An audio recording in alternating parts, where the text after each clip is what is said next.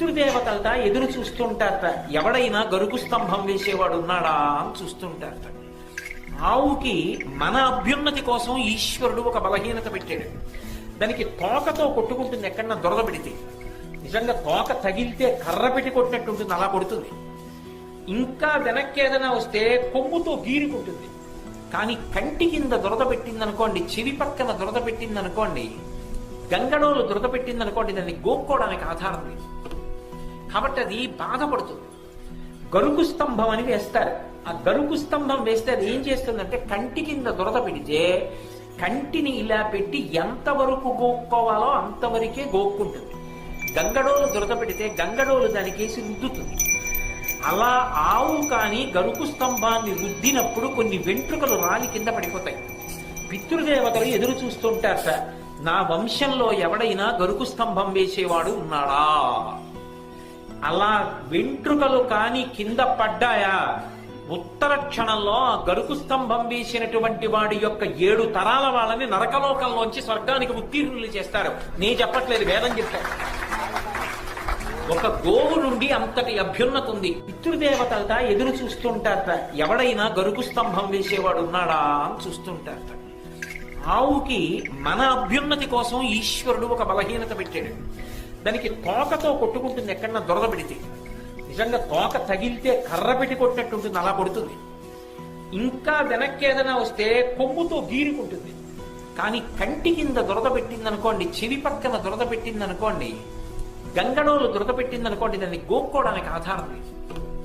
కాబట్టి అది బాధపడుతుంది. గరుకు స్తంభం అని వేస్తారు. ఆ గరుకు స్తంభం వేస్తే అది ఏం చేస్తుందంటే, కంటి కింద దురద పెడితే కంటిని ఇలా పెట్టి ఎంతవరకు గోక్కోవాలో అంతవరకే గోక్కుంటుంది. గంగడోలు దురద పెడితే గంగడోలు దానికేసి రుద్దుతుంది. అలా ఆవు కానీ గరుకు స్తంభాన్ని రుద్దినప్పుడు కొన్ని వెంట్రుకలు రాలి కింద పడిపోతాయి. పితృదేవతలు ఎదురు చూస్తుంటారట, నా వంశంలో ఎవడైనా గరుకు స్తంభం వేసేవాడు ఉన్నాడా. అలా వెంట్రుకలు కాని కింద పడ్డాయా, ఉత్తర క్షణంలో గరుకు స్తంభం వేసినటువంటి వాడి యొక్క 7 తరాల వాళ్ళని నరకలోకంలోంచి స్వర్గానికి ఉత్తీర్ణులు చేస్తారు. నేను చెప్పట్లేదు, వేదం చెప్తారు. ఒక గోవు నుండి అంతటి అభ్యున్నత ఉంది. పితృదేవతలత ఎదురు చూస్తుంటారట, ఎవడైనా గరుకు స్తంభం వేసేవాడు ఉన్నాడా అని చూస్తుంటారట. ఆవుకి మన అభ్యున్నతి కోసం ఈశ్వరుడు ఒక బలహీనత పెట్టాడు. దానికి తోకతో కొట్టుకుంటుంది ఎక్కడన్నా దొరద పెడితే. నిజంగా తోక తగిలితే కర్ర పెట్టి కొట్టినట్టు ఉంటుంది, అలా కొడుతుంది. ఇంకా వెనక్కి ఏదైనా వస్తే కొమ్ముతో గీరుకుంటుంది. కానీ కంటి కింద దురద పెట్టిందనుకోండి, చెవి పక్కన దురద పెట్టిందనుకోండి, గంగడోలు దురద పెట్టిందనుకోండి, దాన్ని గోక్కోవడానికి ఆధారం లేదు. కాబట్టి అది బాధపడుతుంది. గరుకు స్తంభం అని వేస్తారు. ఆ గరుకు స్తంభం వేస్తే అది ఏం చేస్తుందంటే, కంటి కింద దురద పెడితే కంటిని ఇలా పెట్టి ఎంతవరకు గోక్కోవాలో అంతవరకే గోక్కుంటుంది. గంగడోలు దురద పెడితే గంగడోలు దానికేసి రుద్దుతుంది.